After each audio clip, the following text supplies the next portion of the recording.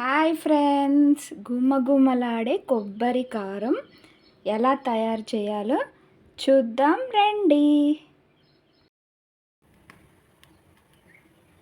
Hi friends, hi అందరికీ. ఈరోజు మీకు కొబ్బరి కారం ఎలా చేయాలో చూపిస్తాను.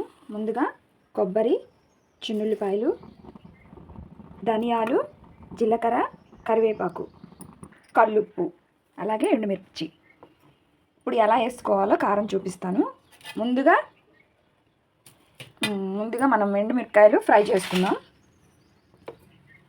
ఇవి కొంచెం ఫ్రై అయ్యాక ఇవి మనం ఒక బౌల్లో తీసేసుకుందాం.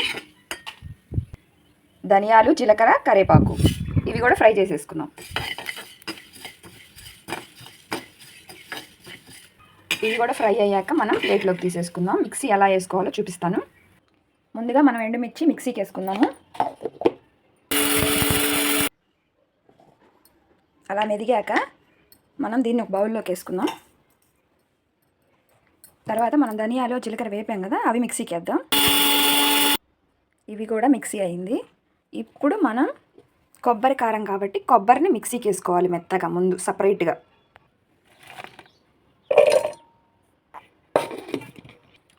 కొబ్బరిని ఇలా బాగా మెత్తగా మిక్సీకి వేసుకోవాలి. ఆ తర్వాత మనం ముందుగా మిక్సీకి వేసి పెట్టుకున్నాం కదా ఈ పౌడర్లన్నీ, ఇవన్నీ అందులో వేసుకొని మళ్ళీ ఒకసారి మిక్సీ చేసుకోవాలి. ఇవన్నీ మిక్సీకి వేసుకున్నాక ఇప్పుడు సాల్ట్ కూడా వేసుకోవాలి, తగినంత చూసుకొని. మళ్ళీ సాల్ట్ వేసుకొని మనం మిక్సీ పట్టుకున్నాక కొంచెం పసుపు వేసుకోవాలి. పసుపు కూడా వేసుకొని మనం మిక్సీ వేసేసుకుందాం. పసుపు వేసుకొని మిక్సీ పట్టుకున్నాక తర్వాత ఏమి యాడ్ చేసుకోవాలో చెప్తాను. ఇలా ఒక స్పూను మనం నెయ్యి యాడ్ చేసుకొని, 2 స్పూన్లు, 1 స్పూన్గా నెయ్యి యాడ్ చేసుకొని మిక్సీకి వేసుకుంటే కారం సూపర్గా ఉంటుంది. ఫైనల్గా కొబ్బరి కారం రెడీ. గుమ్మగుమ్మలాడుతుందండి కొబ్బరి కారం. అన్నీ వేసాం కదా ఇందులో, చాలా అంటే చాలా బాగుంది. మీరు కూడా నచ్చితే ఇలా కారపొడి చేసుకోండి ఇంట్లో. ఇవి ఫ్రై కర్రీస్లోకి చాలా బాగుంటుంది. బంగాళదుంప ఫ్రై, అరటికాయ ఫ్రై, ఏ ఫ్రైలో, ఎగ్ ఫ్రై, ఏ ఫ్రైలో అయినా బాగుంటుంది. నేను ఇలాగే వేస్తాను ఇంట్లో కర్రీస్లో.